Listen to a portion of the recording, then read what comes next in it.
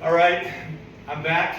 Just wanted to give you guys a look at the rear end of this machine. These are the two master vapor pumps.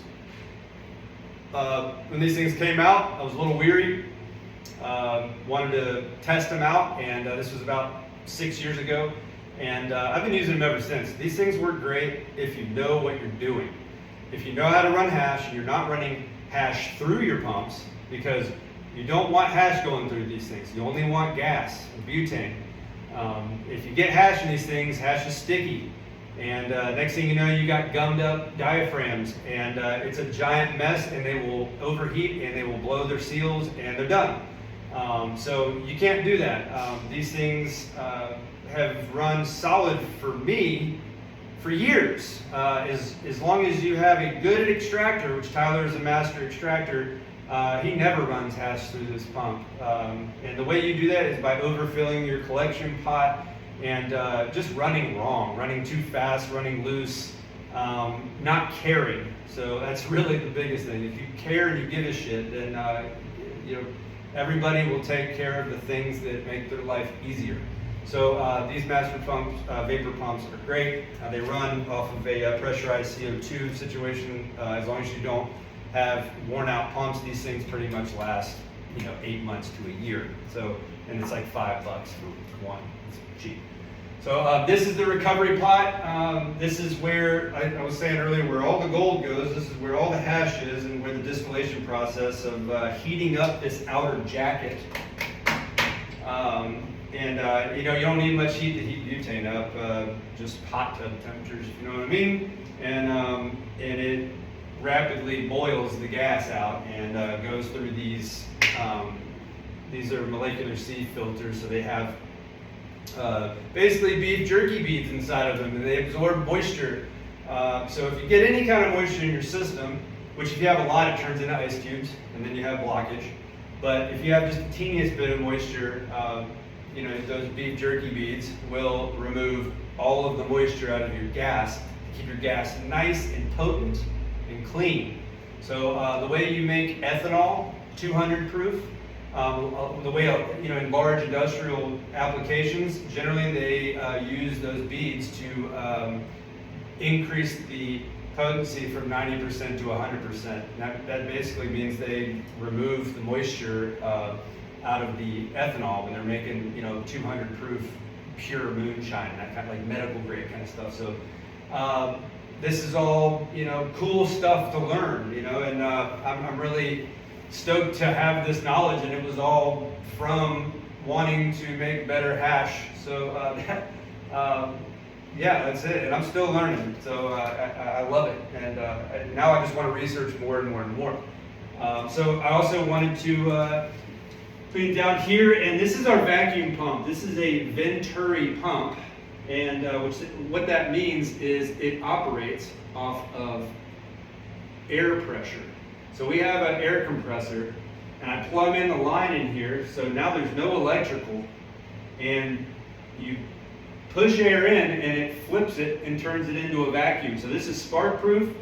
This is approved to be in a room, and I can pull vacuum on this whole entire system in order to get all of the oxygen out, and that creates the void, so then I can put the butane in. If you don't do that, you will not get butane in here. And if you do get a little bit in there, it will turn into ice cubes.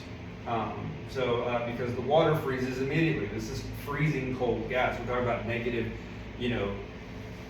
50 temperatures in here. So, it's important to vacuum your system as deep as it can go. And, I can turn it on. You can hear it. It's got a little switch. You can do it with your foot. It's great. It's very efficient, and those things work extremely well, and they last a long time. You don't really need to replace them. They're anywhere between $350 and $750, and you have to have an air compressor to go with it. Which a little hack: we have a smaller air compressor from Harbor Freight.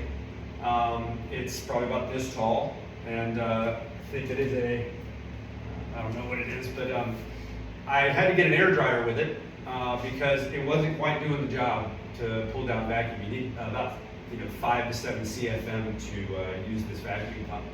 And found a little hack with an air dryer to dry the air for the air compression. And that allowed me to use that air compressor, and it works like a charm. And the air dryer is more expensive, honestly, than the air compressor. But because I'm in Arcata, I'm on the coast, it is wet here. There's a lot of humidity from being on the coast. We have to have that, and with all of our machines in this lab and that air dryer, our lab stays dry. It stays cool. The temperatures here are generally about 60 degrees average, well, maybe 55 degrees average. So honestly, it makes it perfect, and that is a big reason why we are extracting here, and we picked this location because of the environment that we keep our equipment in. It protects everything. Heat is your enemy in a lab because all of these really expensive pieces of equipment, they create a boatload of heat.